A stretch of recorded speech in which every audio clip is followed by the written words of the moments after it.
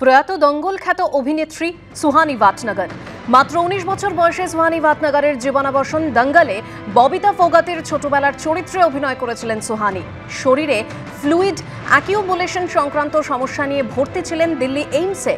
আমির খান এবং তার প্রযোজনা সংস্থার তরফে সোশ্যাল মিডিয়ায় শোক প্রকাশ। প্রয়াত দঙ্গল খ্যাত অভিনেত্রী সুহানি ভাটনগর।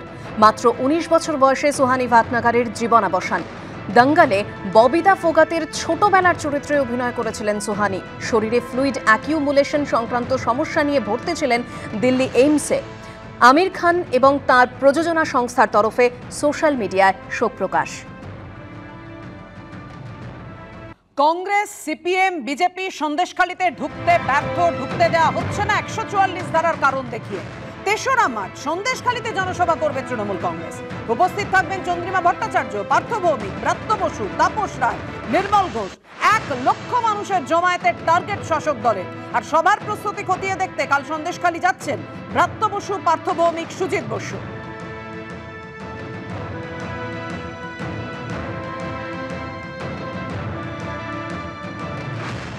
আমাদের আরেক মন্ত্রী আমার সহকারী পার্থ ভৌমিক, আমরা কালকে যাবো সন্দেশখালীতে।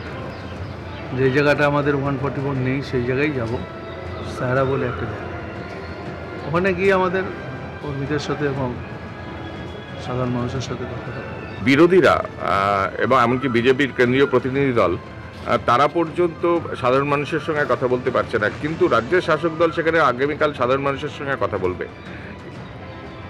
না, বিরোধীরা তো তারা বিচ্ছিন্ন। আমি বলছি বিরোধীরা ওখানে সন্দেশখালীতে আপনারা দেখবেন নির্বাচনের সময় বিরোধীদের ওখানে কোনো তেমনভাবে গুরুত্ব নেই। আর বিরোধীরা এটাকে শোনেন, আমি একটা কথা বলি, একটা সমস্যা ওখানে হয়েছে, এটা আমরাও বুঝতে পারছি এবং মানুষ যখন বলছে নিশ্চয়ই কিছু হয়েছে। বিরোধীরা এটাকে ফয়দা নিতেছে, বিরোধীরা মেটাতেছে। আমরা চাইছি মেটাতে, সরকার চাইছে মেটাতে। সরকার চায় যদি কেউ অন্যায় করে থাকে সেটা অন্যায়, সেটা স্টেপ নেওয়া হবে সরকার, সেটা নেই এবং সেটা নিচ্ছেও।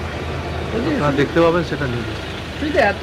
এবং আমরা বলেছি ৩ তারিখে একটা বড় সভা করে সন্দেশখালীর মানুষের কাছে, সন্দেশখালী অঞ্চলের মানুষের কাছে আমরা সঠিকটা কি সেটা প্রকাশ করব। এবং আগামীকাল সন্দেশখালী থেকে ১-১.৫ মানুষকে নিয়ে এই পার্থ ভৌমিক আর সুজিত ঘোষ, পার্থ বসুরা আসবেন আমাদের শেহারা বাজারের কাছে, শেহারা খেয়াঘাটের কাছে, সন্দেশখালী অপোজিট পারে নয়ার থানা। সেখানে ওই সন্দেশখালীর মানুষের কি সমস্যা আছে, কেন এই কারণে ঘটছে, সেগুলো জানার চেষ্টা হবে। কর্মীদের নিয়ে হবে এবং সাধারণ মানুষের কথা শোনা হবে, সবার মতোই হবে। ১৪৪ ধারার বাইরে শেহারা রাধানগর গ্রাম পঞ্চায়েত, নয়ার থানা। আপনারা দেখলেন ৩রা মার্চ সন্দেশখালীতে জনসভা করবে তৃণমূল কংগ্রেস, কিন্তু অনুমতি না দেওয়ার আরজিএসএফআই বারাসতের ডিএম অফিসে স্মারকলিপি পেশ করা হয়েছে যাতে অনুমতি না দেওয়া হয়। এসএফআই বারাসতের ডিএম অফিসে স্মারকলিপি পেশ করেছে।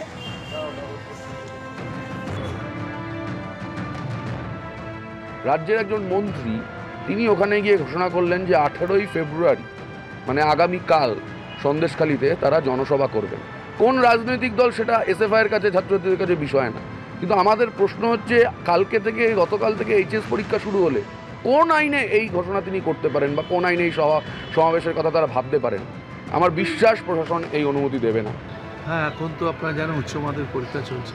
উচ্চ মাধ্যমিক পরীক্ষার জন্য এখন মাইক ব্যবহার করা যাচ্ছে না। আমরা চাই না কোনো রকম কাউকে ডিস্টার্ব না করে, মানে যা নিয়ম আছে, হাইকোর্টের যা অর্ডার আছে সেসব অর্ডারকে না লঙ্ঘিত করে পরীক্ষা শেষ হয়ে যাবে 29 তারিখ। 3 তারিখে আমরা সন্দেশখালীতে